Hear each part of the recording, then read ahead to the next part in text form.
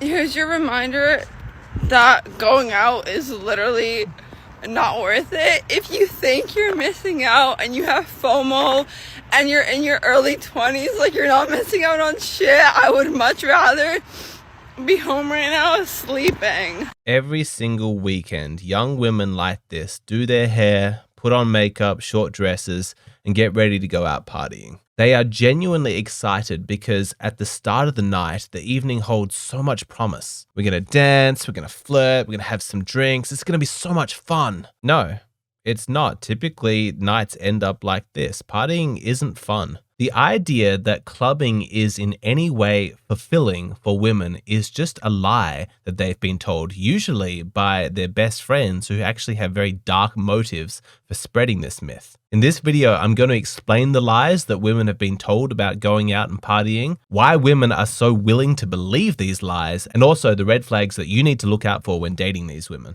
First off, let's establish something that should be obvious.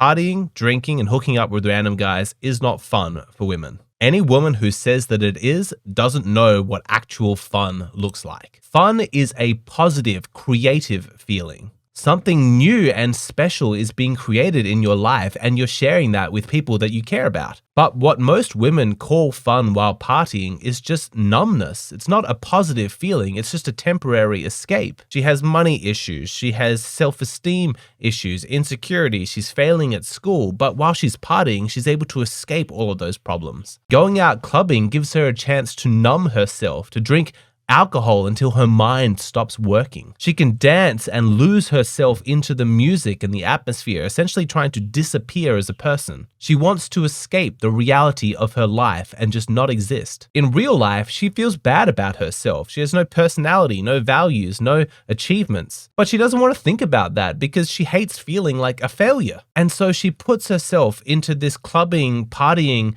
environment where none of that matters. For a few hours, she can forget all that, feel good about herself because look at all these men wanting to dance with her, trying to flirt with her. All of that male attention must mean that she's really valuable, right? Wrong.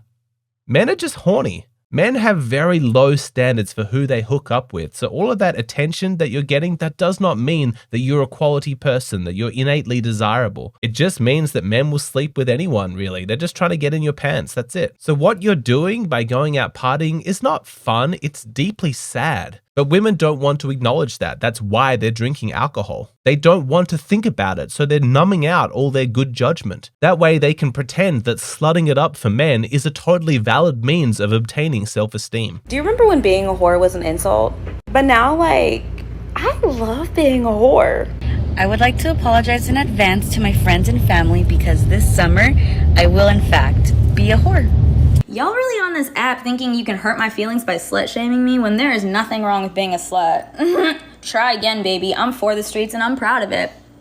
Gentlemen, never date a woman whose self-esteem is based on sexual validation from men. Recently, I've seen some men try and virtue signal about how enlightened and non-judgmental they are. I don't care if my girlfriend has slept around in the past. I'm above that sort of thing. Only a small, weak-minded man would care about that. Yeah, well, we saw from the stories in my course how badly that works out. What I'll say is that it matters not just that the girl that you're dating has high self-esteem, it's where she has obtained that self-esteem. What is the source? Because if it's that she's kind, has great values, a supportive personality, she's feminine, she has incredible achievements, and for all those reasons she feels really good about herself, that's great. But if she feels good about herself because a lot of men want to fuck her, then that's a disaster. If you make her your girlfriend, any time that her self-esteem drops, then she's going to be tempted to go out and cheat on you because she needs that sexual validation in order to feel good about herself. It's such a risk. I don't know why men would ever be flippant about that. Oh, hey girl, what's going on? Are you just laying in your bed on your phone? Get up, bitch! Stop being lazy! Get out of your bed! Put on makeup! Go out! Go be a whore! Go be a slut! You're only gonna be this young once! You're only gonna be this hot once! No, I'm definitely gonna get hotter. 3 rules! Manifest, manipulate, medicate! It's simple! Go do it! Now! And so you see the raw, ugly truth. You see the real reason why women encourage each other to go out partying, to drink a lot, to hook up with random guys. It's not because they care about their friends and they want the best for them. It's because they're looking for allies to be complicit in their numbing escapist strategy. One woman by herself drinking alcohol, sleeping with random guys, it's obvious that she's a sad, broken person. Numbing herself to escape her problems. When she's by herself, there's no way that she could possibly deny that that's her reality. But something magical happens when 5 women all get together and drink alcohol, go out partying and start hooking up with random guys. Suddenly now it's not an obvious cry for help.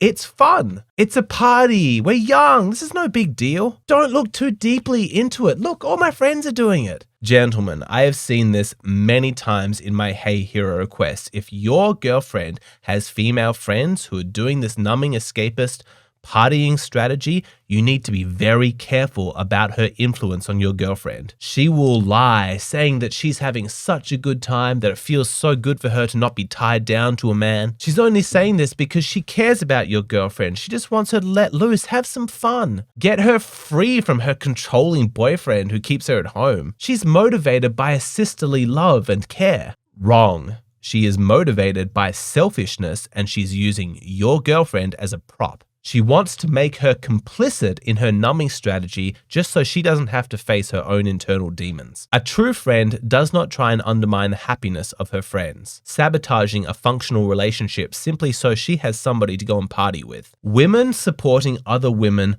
does not look like isolating women from the men in their lives. True support is actively encouraging your girlfriends to invest in their relationship with men because, even though this is not politically correct to say, it is in women's best interests to get married to a good man. It dawned on me that I'm 46 years old and I don't have a husband to take care of me. I don't have a husband to help me. I'm 46 years old and I still need my mama. It sucks. Being single at 46 sucks. And I'm fucking tired. Feminists are so determined to paint the domestic life of a woman as boring or even worse, exploitation by men. That being married to a man and raising children is a miserable existence for women. It's like being kept prisoner, and obviously it makes women miserable. But look at the alternatives that they have offered. Single motherhood? Total disaster. Being single, alone, and childless, those women end up angry and bitter. Random promiscuity and partying, none of these are making women happy. Now, I understand, I really do, that women have been through some shit at the hands of men. Violence, rape, the worst shit in humanity. I don't deny it. Women, I get it. If you've been through something like that with a man, then obviously you're going to be nervous about tying your fate and your happiness to a man. To rely on a man feels like you have no control, and so you're desperately searching for alternatives. Maybe you'll just go it alone or just be with your female friends. Maybe some of you thinking that just having sexual relationships with women is somehow going to solve this problem, only it turns out that lesbian relationships have an even higher rate of domestic violence than heterosexual ones, because it turns out that you find awful people in both genders. And I am sorry if a man has hurt you, I really am, but the honest to God truth is that the promiscuity, the partying, just like single motherhood, this isn't working. These lifestyles that are purposely built to avoid ever having to rely upon a man